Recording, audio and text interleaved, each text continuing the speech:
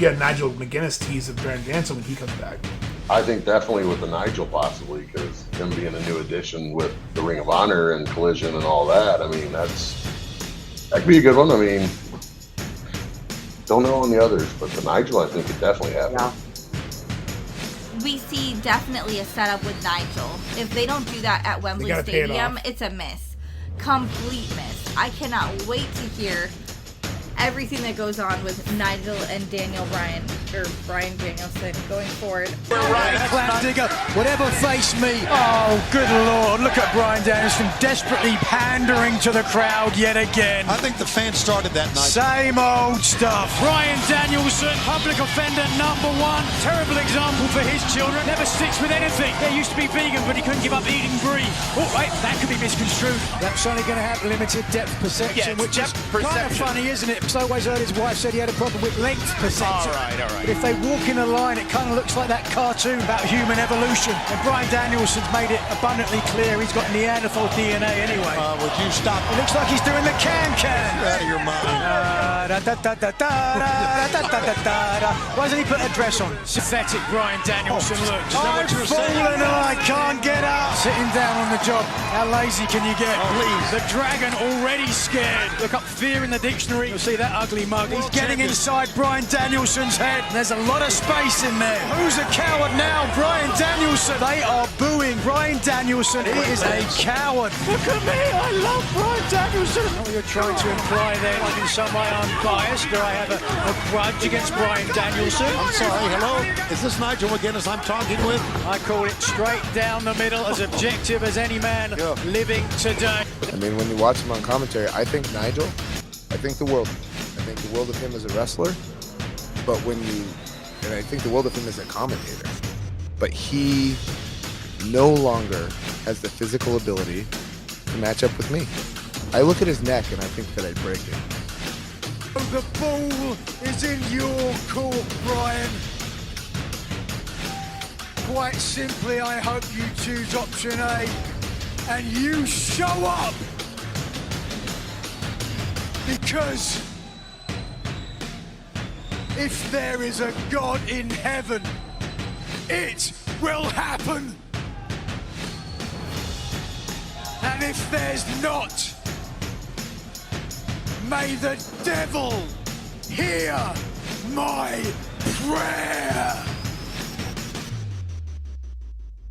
And welcome back to Cruising with Kayfabe. I'm Mongo. I'm Emily, and today we're diving into a rivalry that defined an era in Ring of Honor and a lasting impact on professional wrestling. I'm talking about the magic rivalry between Bryan Danielson and Nigel McGuinness. And why do I have these glasses on, you say? Because Nigel's a generational hater. So isn't Bret Hart. Fuck you, Bill Goldberg. Let's dive into this episode because I am so ready for this pure rivalry. pure rivalry is right. I think that there is nothing more exciting at the moment than bringing up Nigel McGuinness. He is literally popping up everywhere. He has really become a staple in AEW on commentary. I look forward to his quirky, comments. Again, Bryan said he was a vegan, but he still eats brie. Is one of the ones that gets me every single time. I laughed so hard. Was not ready for that one, especially where I was rewatching Total Divas when that happened. So, yeah. But if you listened to on our intro, you heard the 2023 All-In predictions with Jeff and Rachel, where you had myself and Jeff adamant that Nigel could come back because he had just signed to Ring of Honor and essentially AEW for commentary on Collision. And then this year's All-In predictions, you had Emily saying, it's his home country, it's Wembley, it's a miss.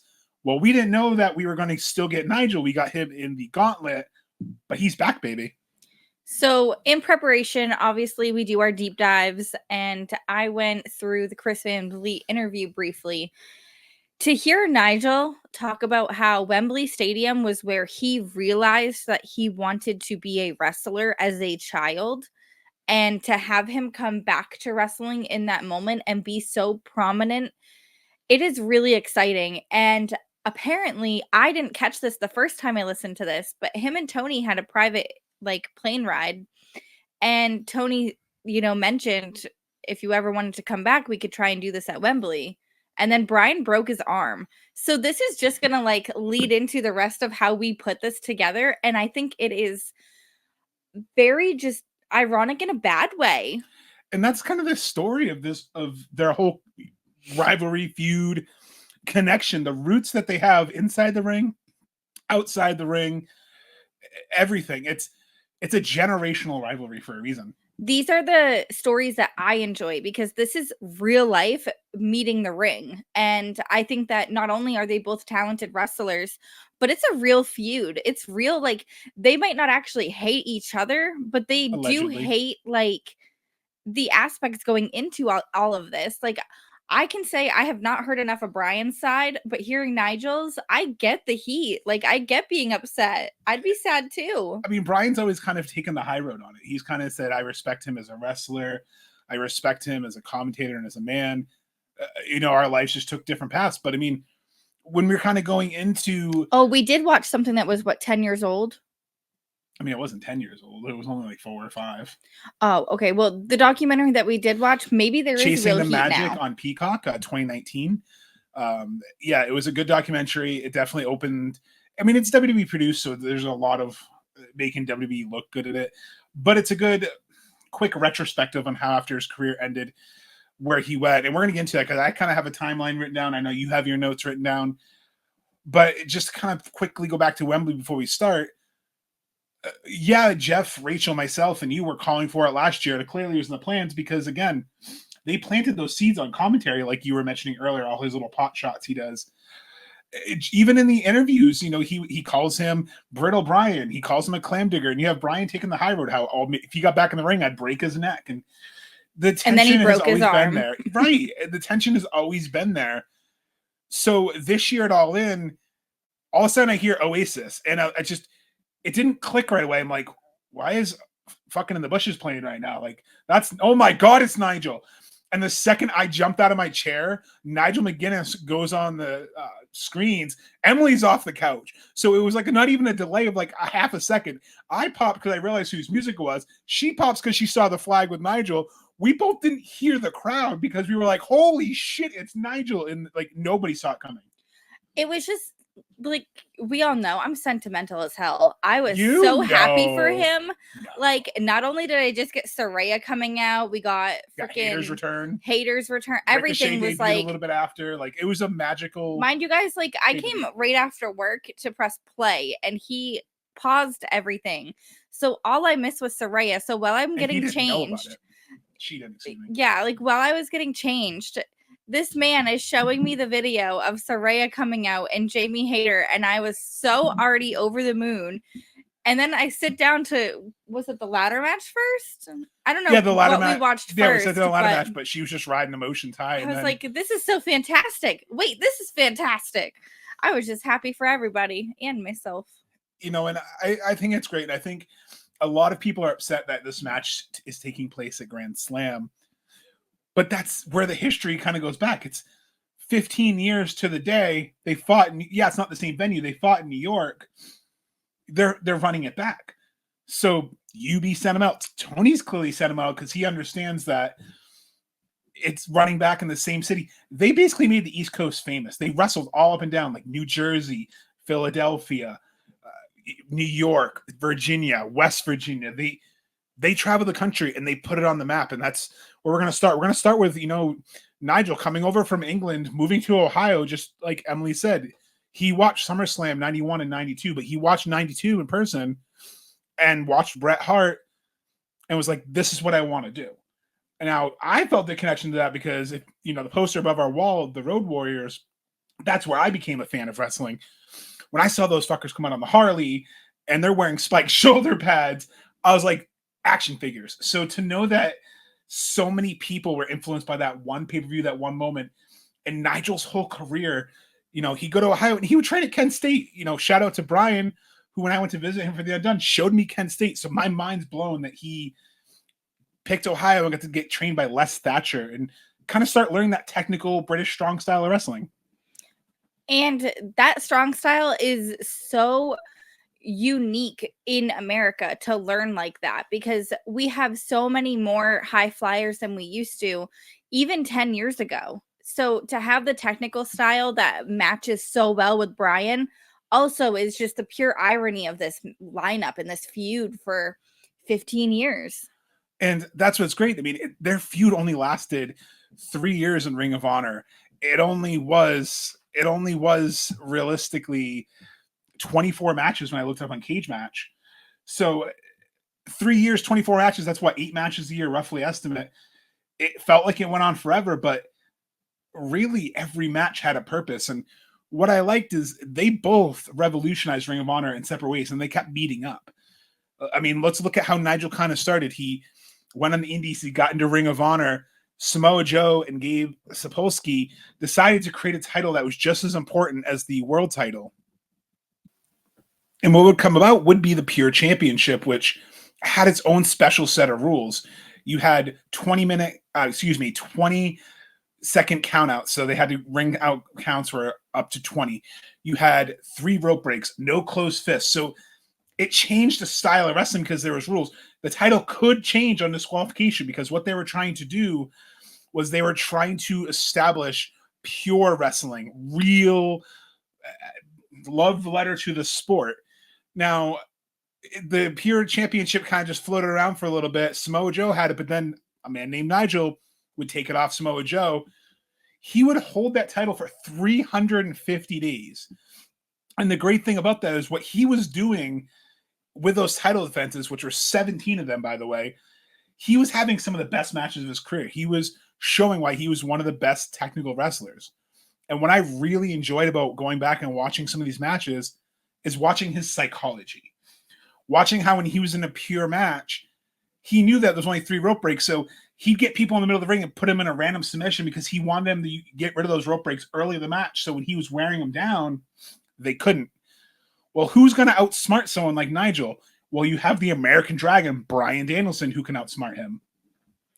And something that really played into his ring style and how he interacted with the crowd was his fan of magic. He's literally a card magician. Like, he constantly is doing tricks behind the scenes, and he uses that to his advantage with the crowd, and he really knows how to captivate us. And what I enjoy is everyone said the same thing.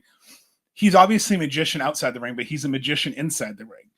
You had Kurt Angle, Samoa Joe, Seth Rollins, Kenny Omega, Bryan Danielson, had all these who's who, even CM Punk at one point, saying that his style meshed with everyone so well. He had a great rivalry with Chris Hero, and Chris Hero said the same thing. He's magic in the ring. And another fun little tidbit is that Samoa Joe and Bryan both talk about his magic and how different his card tricks were and stuff like that in this documentary. And I definitely want to say, like, I highly recommend that documentary. It was very, very just well done.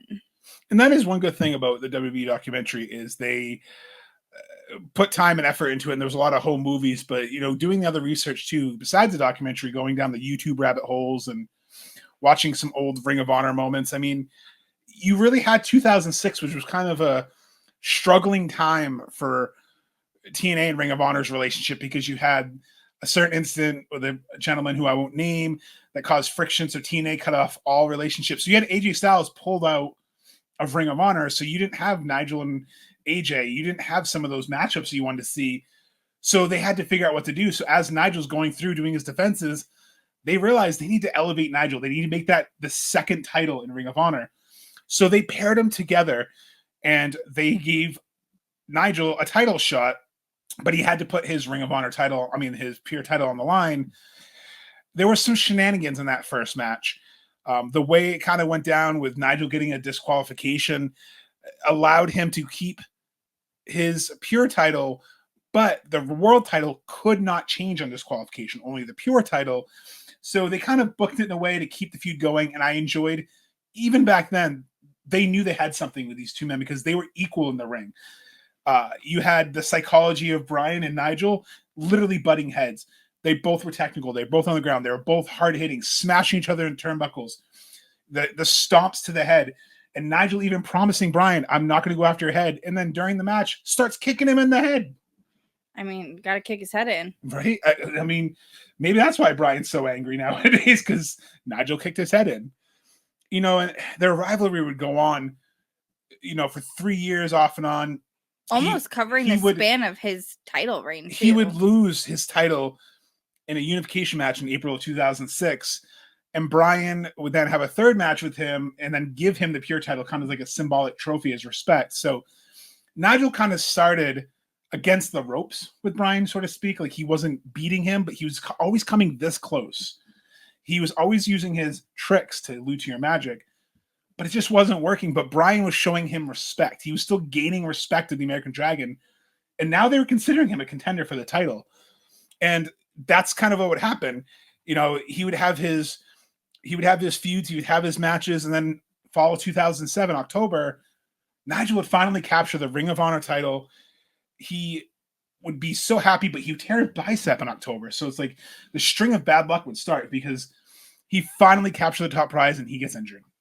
So this is something that Nigel struggled with because he sat there pushing through all these little injuries over and over again because he wanted to stay relevant and stay on top. He just continued to push through tiny injuries.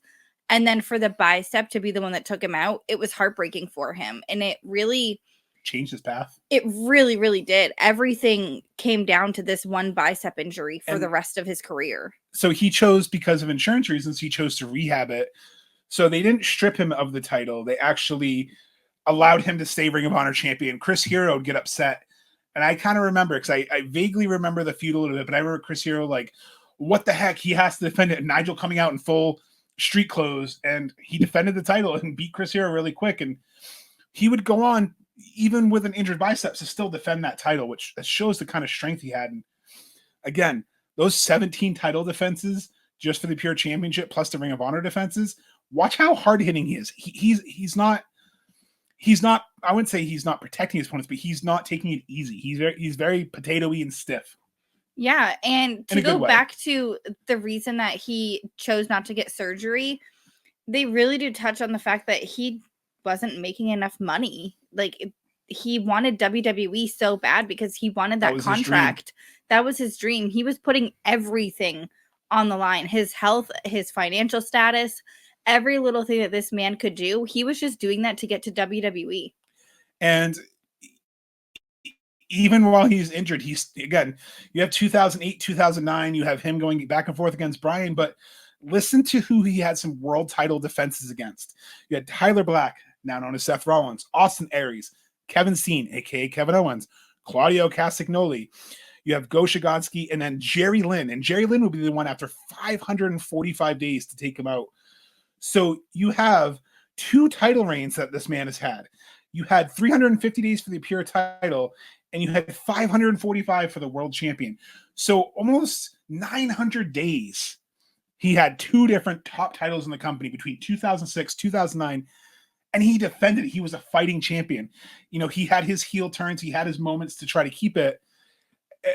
But he even defeated Bryan. He got to finally beat Bryan, and carry that championship. Like, I finally beat, the person who drove me nuts. I finally beat my rival. And that's really kind of what solidified it towards the tail end of his Ring of Honor career in 2009. Because in September 2009, his dream finally came true.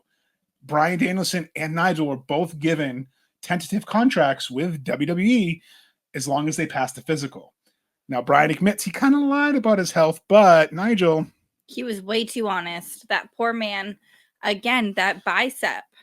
And it just, you could see if you watch that documentary he's crushed. He was cleared. He was medically cleared by his own doctor. But much like other people we've seen in the past, WWE doctors, even then, were not passing him.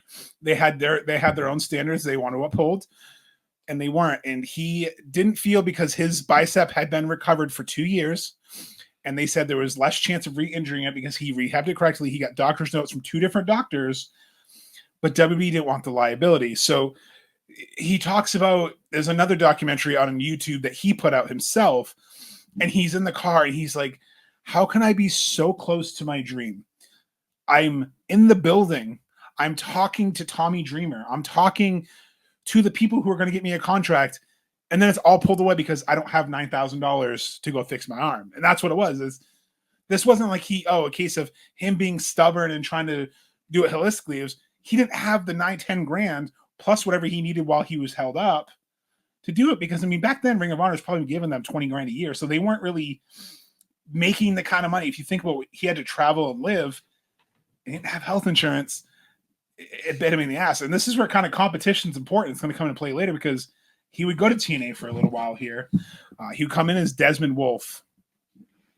And something else to remember is that Bryan didn't always want the WWE dream. He wanted their stability. The financial security. He wanted that. And I think that money kind of fed Bryan's dream in a not greedy way at all.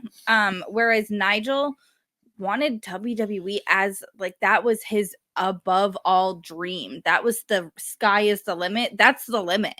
He just really truly wanted to be in a WWE ring, and it's so heartbreaking to know he was that close. And I think that's the big point of this episode is this is how parallel their careers were. So they both get signed. Okay. Bryan starts to go into developmental. He starts to go on NXT. He gets this weird little incident where he gets fired by taking out Justin Roberts and choking him with a tie. He gets fired, comes back. Meanwhile, Nigel's like watching his friend, someone he shared the road with, someone he bled with, someone he fought all over the country, live out his dream. And I know he doesn't expressly say it in the documentary or on paper. That's got to eat at you. If your dream is to get that WrestleMania moment, to be in that ring, to potentially go to Wembley and represent the company you saw as a child, and you just realize that because of fucking one injury, but yet Bryan, who you probably know has more injuries, and it's just like his integrity. So I think this is where the feud really starts to kick in.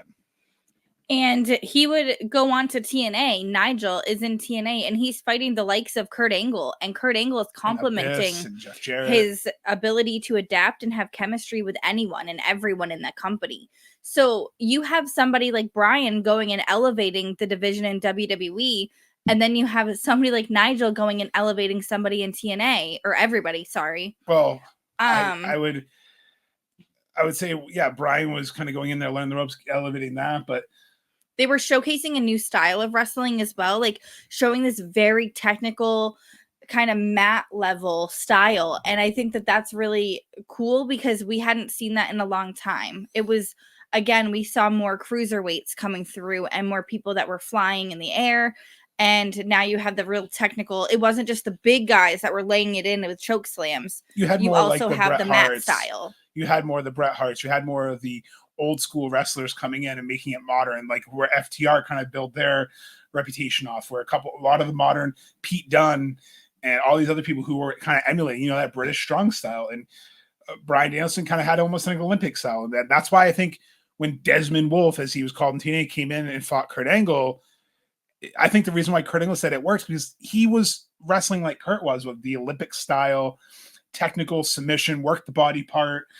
You don't need to jump off the rope, work the crowd. And Nigel could work the crowd. But unfortunately, TNA just 2010 to 2011 TNA was a hot mess with booking. And he kind of fell down the card. It was kind of just thrown in matches. I don't understand how you have him come in and instantly take out Kurt Angle and go after the top guy in TNA. And then all of a sudden you're falling down the card and you're tag teaming with Abyss.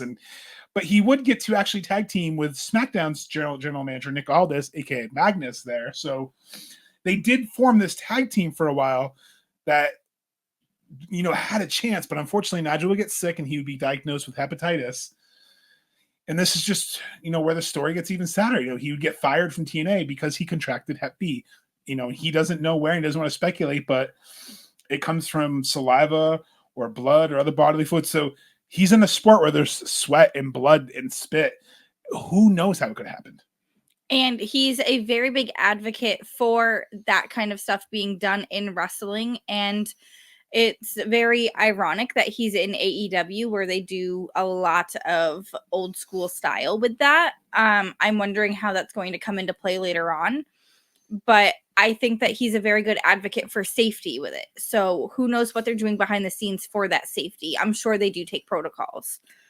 Well, I mean, he cleared the virus and he was able to thankfully get some, I don't want to call them tests. What do they call them? Trials of drugs. And like you said, he became an advocate to test and make sure of safety. So I'm sure maybe he's done to make sure, hey, I'm not positive. Like I'm not. Yeah, well, Nigel did. I want to clear this misconception completely because he did clear Hep B. He was part of 10% that do not clear on their own. Therefore, he went and found a free trial. Thank God, because again, he could not afford the medical stuff that he needed. Medication. So he went and got a free trial, and thankfully, he not only cleared Hep B, he's immune. He's immune to it, so he can't get it ever again. And I think that that is so important. He cleared it and became immune within 6 months. So he has been cleared for quite some time. And a lot of people don't know he did return after that. Yeah, he's been cleared for 13 years, and you're right. And I think I'll bring up the next misconception. He did not retire because of hepatitis. And I think that's the rumor, and we see it on our page a lot too. Which is why we're just trying to nick it in the bud. We're not trying to dismiss anything, but it's very sad. His own words. He retired because he went, WB wasn't going to take me after me not, because I can't get the surgery. I can't afford the surgery.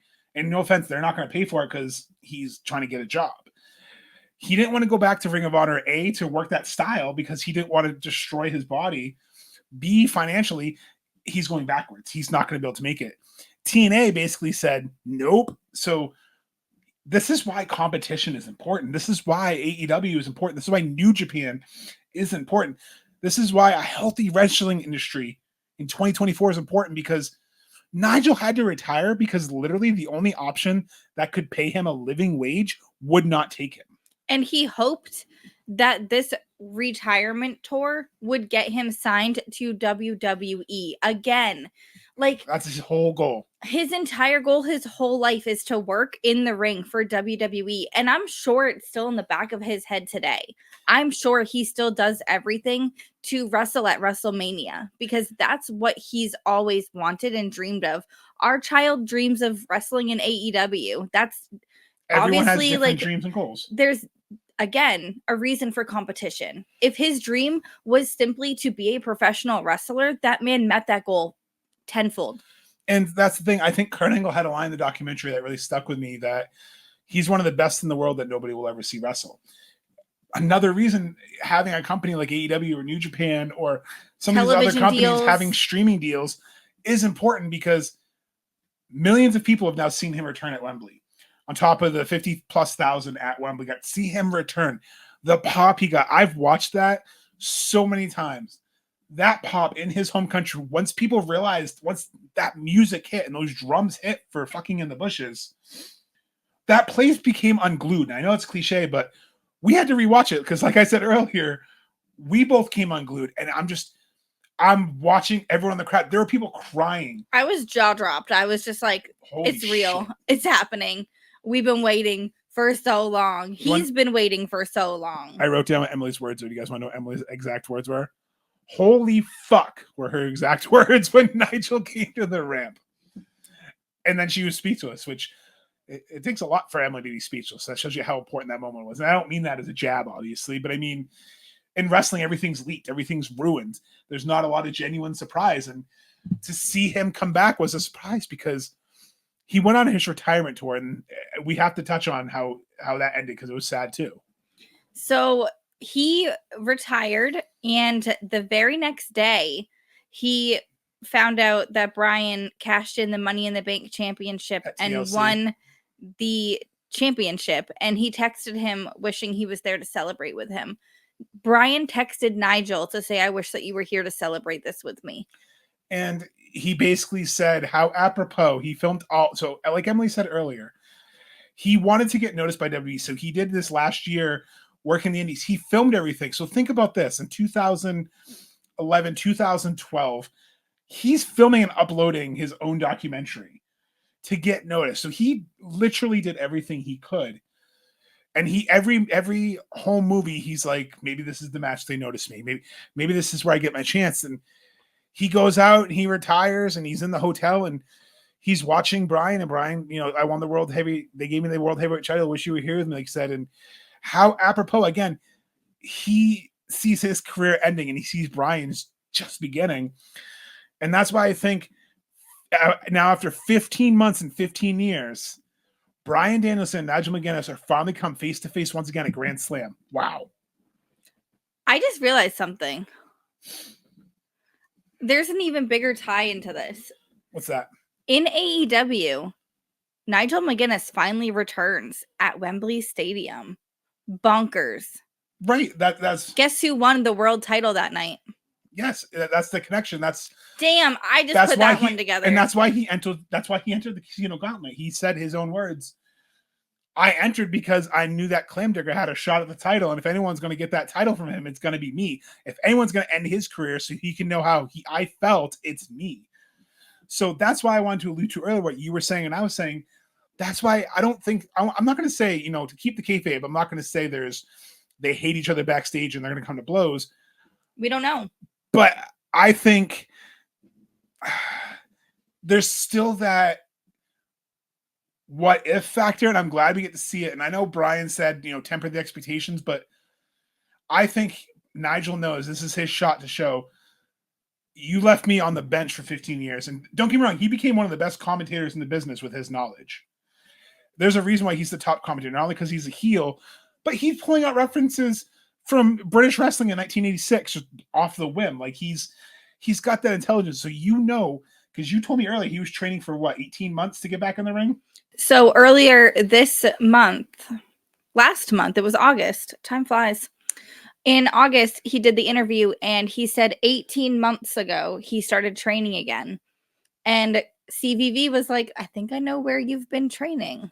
Ooh, someone's got some inside dirt. Mm-hmm. So I'm curious as to, we said how great he looked in that match. A lot of people are like, oh, he's rusty. Rusty where? Please fucking explain. WD-40 did that man some wonders because there was no rust in my eyes. And I'm very particular with wrestling. I'm stupidly into the athleticism. And I think that I didn't notice anything. I was like, damn, he didn't miss a step. I was very impressed.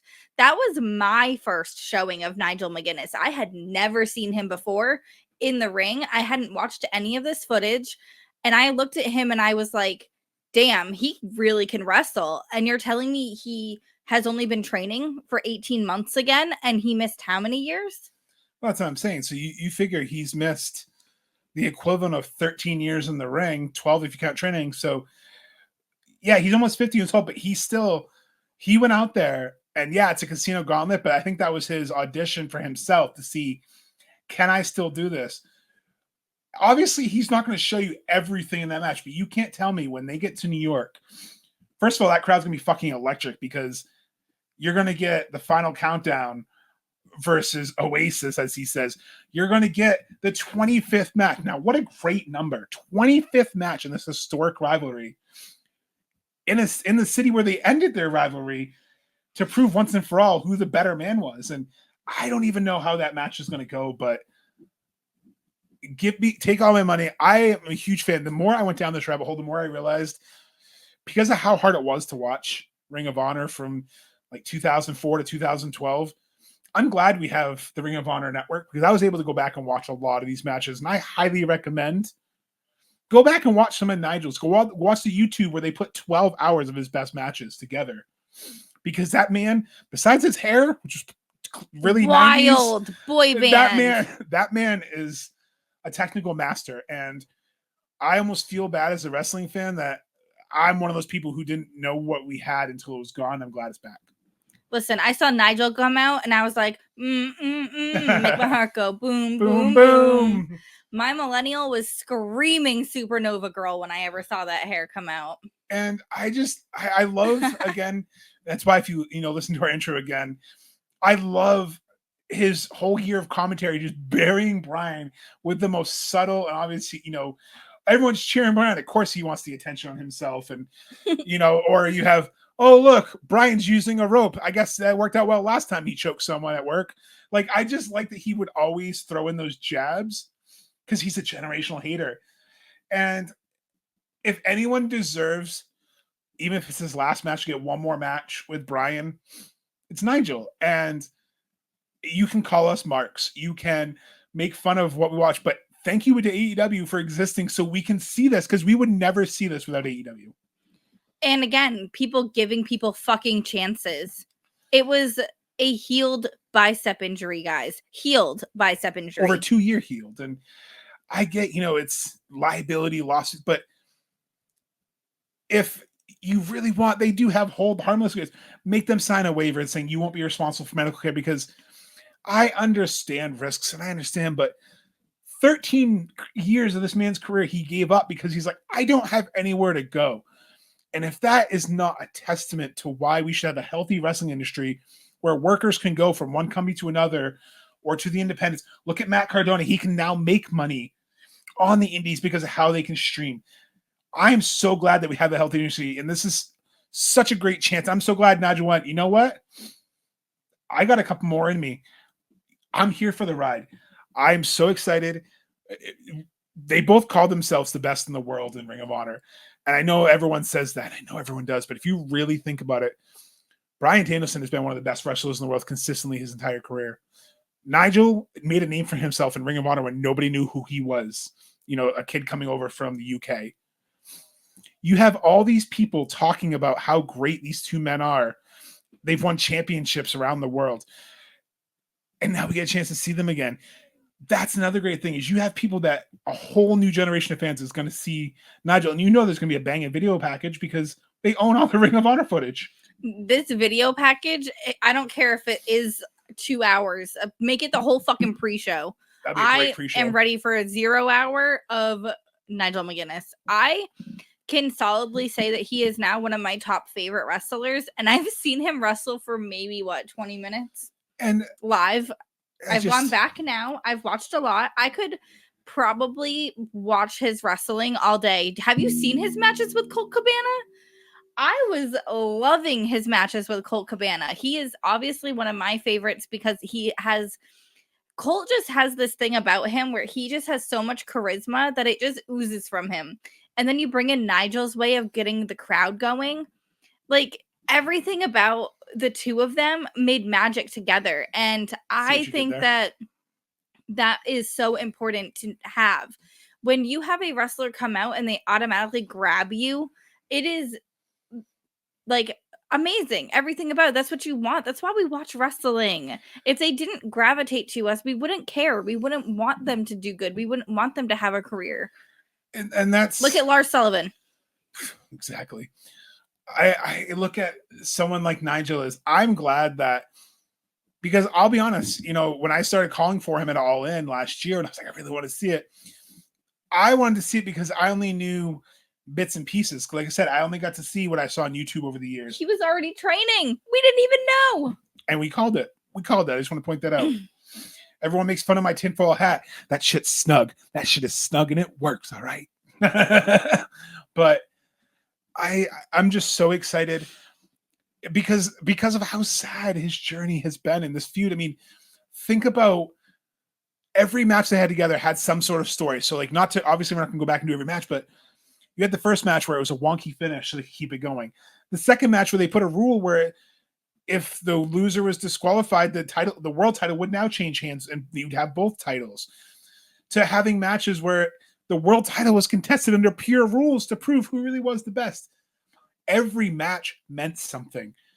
And I understand people always talk about stories. I understand, like you said, people talk about gravitating, but sometimes two people have so much chemistry in the ring that you could care less what the story involves. Stone Cold and The Rock trilogy, Steamboat and Flair, the Briscoes and FTR, Bryan Danielson and Nigel McGuinness, Bret Hart and Shawn Michaels, Hulk Hogan, Ultimate. You can name all these great feuds. Can you tell me really what some of the stories were without all the time? No, you just remember you got to see all these great matches. And sometimes it's like a sport. They just want to see who the fucking best is. Nigel says, fuck you, Bryan, I'm the best. Bryan says, fuck you, I'm the best. Go out and prove it. And it worked. Because we're talking about both of them in 2024 because of what they did in 2006. That's mind-blowing. And something that I want to point out is that Nigel may not have been in the ring wrestling anymore, but his commentary, he had a book of notes. Like, his stack of notes was huge. And the fact that his first WrestleMania doing commentary was Bryan's return back from his neck injury. That's incredible to think about. And I didn't even know that was our first WrestleMania together as a couple. And poor Emily had just moved in to our house by herself, and my friend's like, "Come to Mania," and I'm like, "Can I go?" And she's like, "Well, yeah." And this was before I was really deep back into wrestling. I had never been to an event. I had no idea about really much of it, but he had been to a couple WrestleManias already. So I was like, no. Like, I want you to go and have fun. It's okay. Like, I'll stay in this brand new creepy ass house in the middle of the woods. No big deal at all. And I just remember I was so excited to go to see Bryan Danielson return, aka Daniel Bryan return. New Orleans, right? New Orleans, correct. Dez was there, which I know turns out I had a lot of friends without realizing there. But I didn't know he was on commentary until I rewatched it back. So what a cool connection. Again, like you just pointed out, he called Bryan Danielson's return to the ring. It's just, they've always been there no matter what. And it's just, these are those Yankee Red Sox rivalries where no matter what, somebody has a Yankees Red Sox story. Somebody has, a New York Jets Patriots rivalry. Like, there's all these great rivalries. And I think that's why I really wanted to do this episode. And I love doing these with Emma. I think we're going to try to do more of these centric episodes because I love learning more. And that's why, if you are in the business, if you are a wrestler, we want to talk to you because we enjoy learning about the history, about the connections, because it's one of the coolest jobs on the planet. We appreciate that you put your bodies online so we can watch. Like, I appreciate Nigel and Bryan going out to wreck themselves so I can be entertained. Girl, I can't even do a cartwheel. You're telling me these men and women are out here nonstop flipping. We just went to DPW, so look forward to our next episode on that. Mm-hmm. We were able to afterwards go talk to some people, and someone I talked to, I very much talk about all the time on here, and I made sure to tell her I talk about her all the fucking time. And I am so happy to be able to know that she's growing and she's learning and she's going to continue to push boundaries, and she's already doing that. So I look forward to talking to you guys about that kind of stuff. But the simple fact is, like, we can't do this. We definitely could not do this. So to watch it and be so entertained and mesmerized by the things that, honestly, like, I wish I could do. I honestly do. These men defy the laws of gravity, physics, and nature in my eyes. I mean, I watched Nigel take his face to the freaking steel ring post on the outside and just smash his head laughing about it. I stubbed my toe and I want to be down for the count for like a month. So, like Peter Griffin style, right? It's just, and we've talked to people, and again, I really hope we always want to come across as one human talking to another. We're not trying to be like a fangirl, fanboy.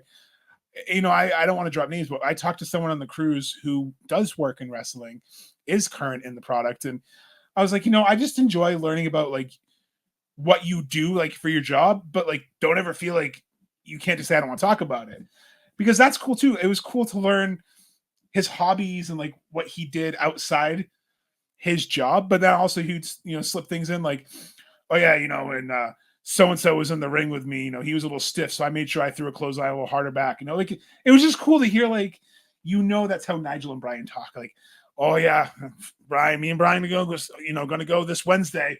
He better not stiff me because I'm gonna give him a black eye. Like, they're gonna be talking shit. And I think that's what it is. They're athletes. I don't care what you say. They're athletes. They're getting themselves hyped. Nigel's promoting this match by himself. I've never really seen that work well, but it's working well. Like John Cena with Undertaker at WrestleMania 34 when he did it. But Nigel's on Twitter like, it's 6 days, Bryan, and you haven't answered me. He's on Collision last week, and he's basically reading a script of why he wants to beat him.